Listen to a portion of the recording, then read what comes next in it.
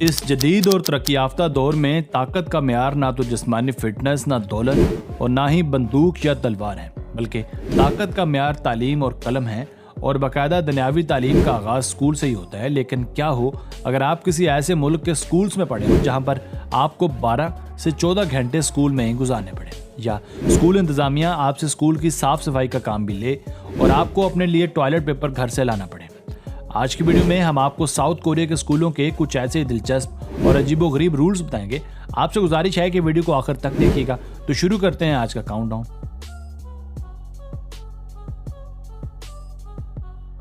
Number 9, weekend classes. सभी students के लिए वीकेंड बहुत अहमियत का हामिल होता है और खुशी का बायस होता है, क्योंकि पूरे हफ्ते की क्लासेस के बाद कुछ मुल्कों में एक दिन यानी इतवार, तो कुछ में 2 दिन यानी हफ्ता और इतवार की छुट्टी होती है। लेकिन अगर आप साउथ कोरिया के स्टूडेंट हैं तो मुझे आपसे हमदर्दी है, क्योंकि मुमकिन तौर पर आपको संडे को भी क्लासेस लेनी पड़ सकती हैं। और यही नहीं, आपके कोर्स को मद्देनजर रखते हुए यानी बाज़ औक़ात तो आपको इतवार को भी स्कूल बुला लिया जाता है। Number 8, school teacher change in every 5 years.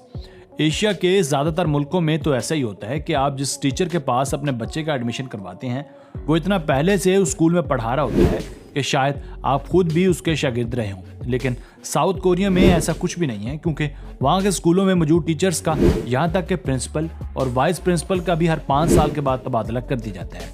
और जिस स्कूल से उनका तबादला कर दिया जाए वहाँ मुकम्मल नया स्टाफ आ जाता है। इसी तरह अगले 5 साल गुजरने के बाद भी उन्हें फिर से किसी और स्कूल में भेज दिया जाता है। Number 7, school slippers.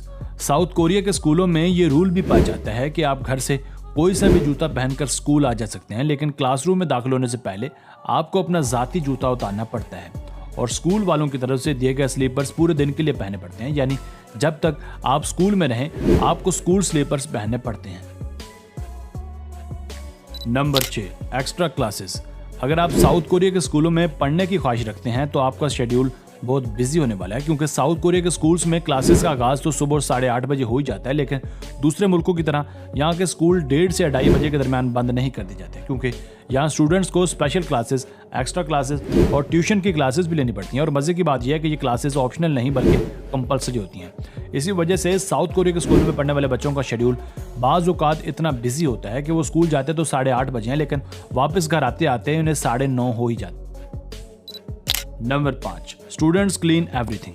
हमारे स्कूलों में तो लंच ब्रेक के बाद स्कूल ग्राउंड्स की हालत देखने के काबिल होती है, क्योंकि हमारे यहाँ बच्चे कूड़ा फैलाने में माहिर हैं और स्कूल इंतजामिया को स्कूल की साफ सफाई के लिए बाकायदा तौर पर क्लीनिंग स्टाफ का इंतजाम करना पड़ता है।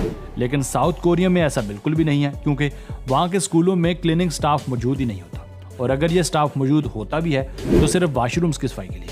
बाकी स्कूल को साफ सुथरा रखने की जिम्मेदारी यहाँ के पढ़ने वाले तालिब इल्मों की होती है। इसलिए अगर वहाँ लंच ब्रेक या फ्री टाइम में बच्चे कुछ खाएं तो कूड़ा करकट जगह जगह नहीं फैलाते, बल्कि बास्केट्स में डालते हैं, क्योंकि वो जानते हैं कि बाद में उन्हें ही स्कूल की साफ सफाई भी करनी पड़ती है। सच पूछें तो ये रूल बेहतरीन है, क्योंकि इससे बच्चों को साफ सफाई की अहमियत और अपनी जिम्मेदारियों का एहसास होता है। Number 4, classroom etiquettes.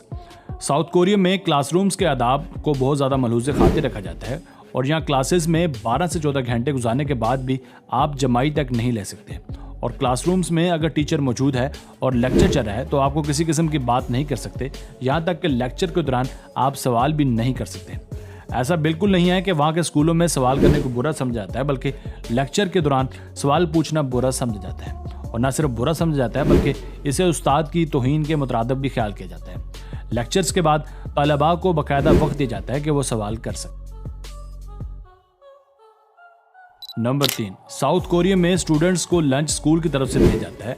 दुनिया के बहुत से ममालिक में यही सिस्टम है कि तलबा को लंच स्कूल की तरफ से मिलता है। इन ममालिक में अमेरिका और ऑस्ट्रेलिया काबिल ज़िक्र हैं, लेकिन ऑस्ट्रेलिया और अमेरिका के स्कूलों में बच्चों को लंच, पिज़्ज़ा, मिल्क पैक और दूसरी फास्ट फूड और जंक फूड्स मुहैया कर दी जाती हैं। लेकिन साउथ कोरिया में ऐसा बिल्कुल भी नहीं है, क्योंकि यहाँ आपको लंच में वैसे ही खाना दिया जाता है जो तालिब इल्म रूटीन में घर पर खाते हैं। ये खाना बहुत सेहत बख्श होता है। साउथ कोरिया में लंच के तौर पर आपको राइस, मीट, सूप और सब्जियां भी खाने को मिलती हैं।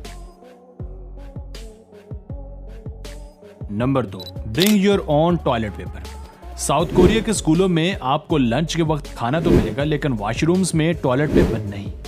ये रूल समझ से बाहर है क्योंकि यहाँ पढ़ने वाले हर बच्चे को अपना टॉयलेट पेपर साथ ही लाना पड़ता है क्योंकि स्कूल की तरफ से ये सहूलत मुयस्सर नहीं है। इस रूल के बारे में आपका क्या ख्याल है, कमेंट सेक्शन में लाजमी बताइएगा। Number 1, old teachers. दुनिया के तमाम ममालिक की तरह साउथ कोरिया में भी टीचर्स को बहुत इज्जत और अहमियत दी जाती है क्योंकि ये कौम के मामार होते हैं। जहाँ बाकी मुल्कों में टीचर्स की रिटायरमेंट एज 55 या 60 होती है, वहीं साउथ कोरिया में टीचर्स की रिटायरमेंट एज 65 रखी गई है।